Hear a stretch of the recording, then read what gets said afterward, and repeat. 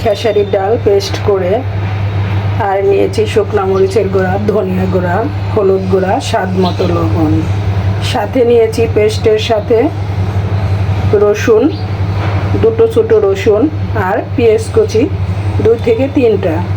সবগুলো একসাথে মিক্সারে মিক্সড করে নিয়ে এখন ভালো করে একটা সুন্দর বেটার তৈরি করে নেব। আর নিয়ে নিলাম কিছু চালের গুঁড়া। চালের গুঁড়া দিলে বড়া বা যে কোনো চাপড়ি পিঠা দিলে একটু মচমচে হবে, এর জন্য চালের গুঁড়োটা অবশ্যই দিতে হবে। এখন মিশিয়ে নিচ্ছি। আমার বেটারটা রেডি। নিয়ে নিলাম কুমড়া পাতা। আমি 2টো করে কুমড়া পাতা নেব। আর এর সাথে তৈরি করে রাখা এই যে বেটারগুলো এভাবে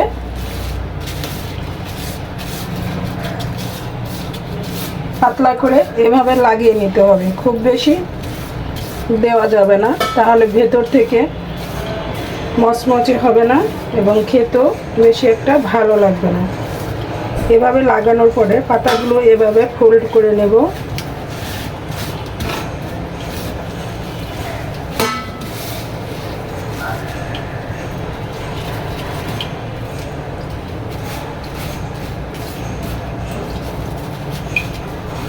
এভাবে কুমড়া পাতার বড়া কে কে খেয়েছো? গরম গরম খেতে কিন্তু দারুণ মজাদার। আমার মা, দিদিমা খুব সুন্দর করে তৈরি করতো। আজ তাদের খুব মিস করতেছিলাম। আমার পাতা রেডি। অনেকগুলো এভাবেই তৈরি করে নেব। সেমভাবে সবগুলো এভাবে পাতলা করে ভরিয়ে নিতে হবে।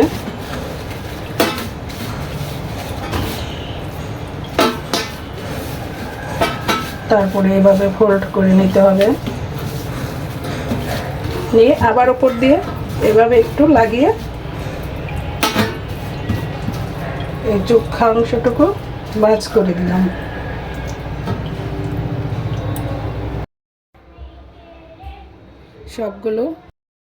সবগুলো রেডি করে নিয়েছি। এখন তেলে ভেজে নেব।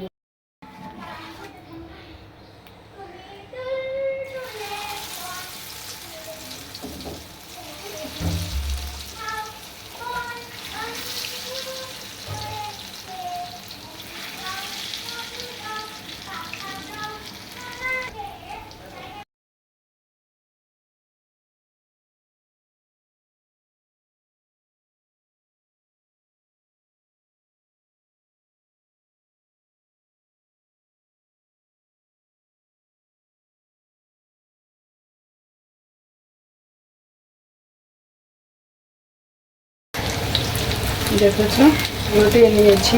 এভাবে একটু ব্রাউন কালার করে ভেজে নিতে হবে।